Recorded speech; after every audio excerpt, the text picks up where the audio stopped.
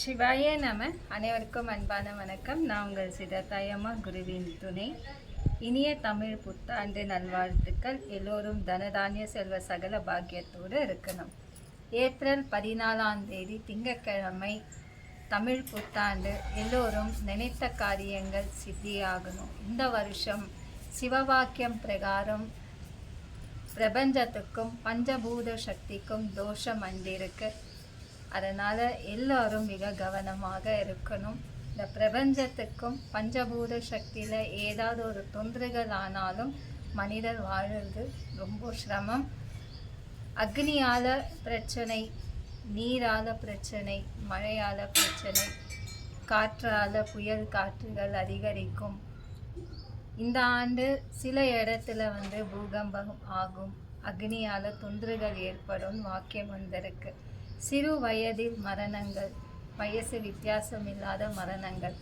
புண்ணிய ஸ்தலத்துக்கு நிறைய பக்தர்கள் சென்று தரிசனம் பெறுவார். ஏன்னா அந்த நிம்மதியை தேடின்னு போவாங்க, தரிசனம் பெறுவார்.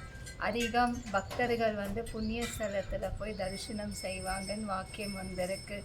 பூமிக்குள்ளேருந்து நிறைய மூர்த்திகள் கிடைக்கும், சிற்பங்கள் கிடைக்கும், மிருகங்கள் வெளியே வரும் அப்படின்னு வாக்கியம் வந்திருக்கு. பெரிய பெரிய யானை, சிங்கம், இந்த மாதிரி பல காடு வெளியே மிருகங்கள் வரும் அப்படின்னு வாக்கியம் வந்திருக்கு. இந்த புத்தாண்டு சிவவாக்கியம் பிரகாரம் போன வருடம் அக்னி தோஷம் இருந்தது. இந்த ஆண்டு தோஷம் வந்திருக்கு பிரபஞ்சத்துக்கு. 2025லேருந்து 2026 ஏப்ரல் மாதம் மட்டும் இல்லத்தில் பிரபஞ்சத்துக்காகவும் பஞ்சபூத சக்திகள் சாந்தமாக இருக்கணும்ன்றதுக்காகவும் எல்லோரும் பிரார்த்தனை செய்யுங்க. கண்டிப்பாக அந்த பிரார்த்தனையால் சாந்தமாக இருக்கும். முறையான வழிபாடுகள் ஏப்ரல் 14ஆம் தேதி திங்கட்கிழமை வருதுனால ஒரு நாள் முன்னாடியே நீங்கள் வீடெல்லாம் சுத்தம் பண்ணிடுங்க. 14ஆம் தேதி காலையில் வாசலில் தண்ணி தெளித்து கோலம் போட்டு 2 விளக்கு ஏற்றுங்க. துளசி மரம் இருந்துச்சுன்னா வெத்தலை, பாக்கு, பழம், தீர்த்த தண்ணி வச்சுட்டு பிரார்த்தனை இருங்க. பூஜை அறையில் பூவால் அலங்காரம் செய்யுங்க.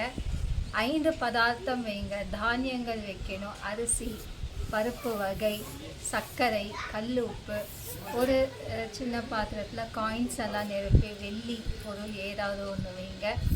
கலசம் வைக்கிறவங்க வைங்க, ரொம்ப நல்லது. கலசம் வச்சு அர்ச்சனை செய்வது நல்லது.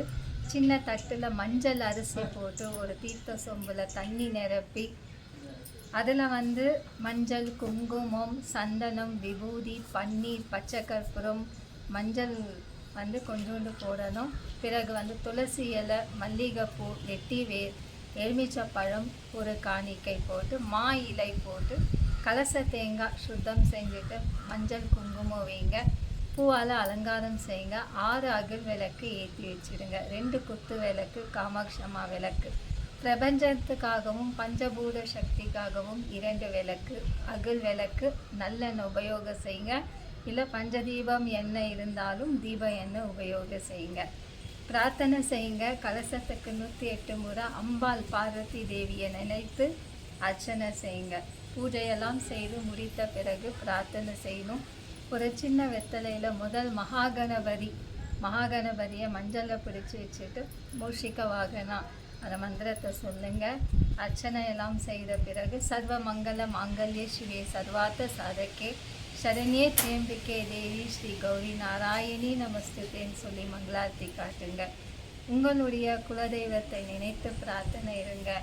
நினைத்தது இந்த வருஷம் எல்லோரும் நலமாக இருக்கணும், தனதானிய செல்வ சகல பாக்கியத்தோடு இருக்கணும்னு சொல்லி இந்த புத்தாண்டு எல்லோரும் மங்களமாக நினைத்தது சித்தி ஆகணும்.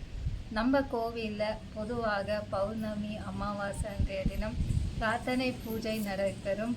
பிரபஞ்சத்துக்காகவும் பஞ்சபூத சக்தி சாந்தமாக இருக்கணும், ஆக்ரோஷமாக வேண்டாம் அப்படின்னு. ஏப்ரல் 2025 முதல் ஏப்ரல் மாதமே சில இடத்துல பூகம்பம் நடந்தது. இதெல்லாம் இந்த வருஷம் இல்லாமல் மனிதர் வாழ்வதற்கும் அஷ்ட ஜீவராசி வாழ்வதற்கும் சாந்தமாக இந்த பிரபஞ்சம் இருக்கணும். இந்த பூமி நலமாக இருந்தால் தான் மனிதர்கள் வாழ முடியும். நீங்கள் நினைத்தது சித்தியாக முடியும். எல்லோரும் நலமாக இருங்க. இந்த இனிய புத்தாண்டு எல்லோருக்கும் மகா சிறப்பாக நடைபெறணும்னு சொல்லி நானும் பிரார்த்தனை செய்கிறேன். நம்ம கோவிலில் மாதம் ஒரு முறை பிரபஞ்சத்துக்காக பஞ்சபூத சக்தி சாந்தமாக இருக்கணுன்றதுக்காக ஓமம் செய்வோம். எல்லோரும் நலமாக இருக்கணும். சிவாய நம. குருவின் துணை.